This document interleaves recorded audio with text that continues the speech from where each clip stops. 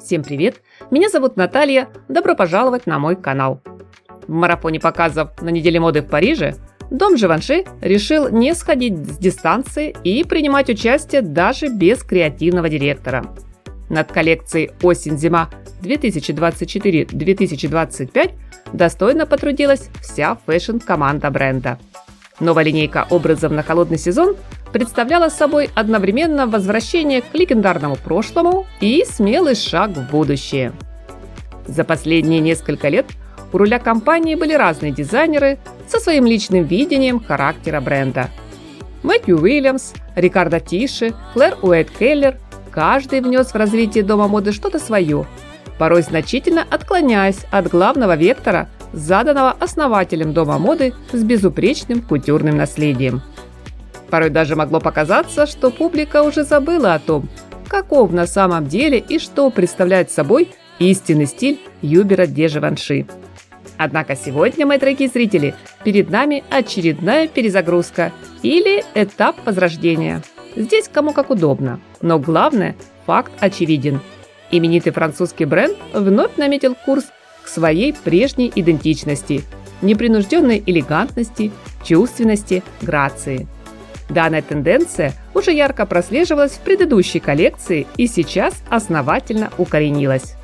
Как вы уже успели заметить, друзья, модное действо стартовало с коктейльного платья, густо расшитого бисером.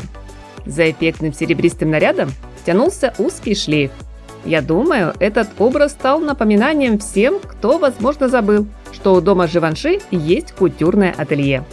Далее проследовала череда элегантных костюмов и вечерних платьев, сшитых на заказ. Первые отличались обтянутыми тканью пуговицами и кольцом, продетым в петлю на лацкане. Вторые были украшены тканевой волной в области декольте и по спине. Довольно утонченная, не безинтересная деталь, взятая из архивных коллекций. Некоторые образы сопровождались объемной драпировкой по линии бедер, напоминающей еще одну отличительную черту эпохи основателя – силуэт с баской. С уважением к прошлому дома моды выполнены и классические пальто, на которых тоже порой красовалось серебряное кольцо. В целом, в представленном на холодный сезон гардеробе, как я уже отметила ранее, было всего понемногу от каждого из прежних креативных руководителей бренда. К примеру, пушистые шубы, очаровательный перьевой декор, точеный силуэт – это отголосок творчества Клэр Уэйт-Келлер. Много черного, в том числе с элементами готики, и вуаль на лице в финальном наряде – отражение стиля Рикардо Тиши. А прозрачные ткани, широкие брюки и длина миди, возможно, перекликаются с наработками дизайнера Мэтью Уильямса. Но как же хочется вновь увидеть на подиуме что-то авторства самого Hubert de Givenchy.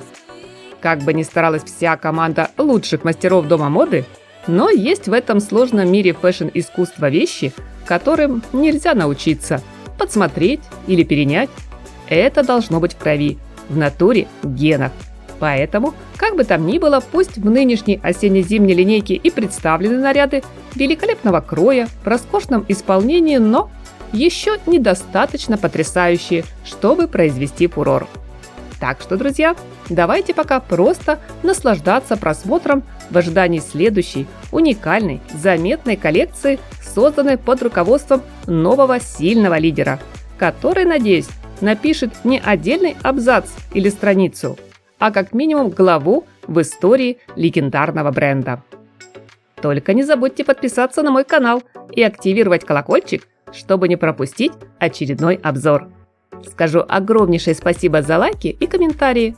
Всем красоты, добра, только положительных ярких эмоций и солнечного, позитивного настроения.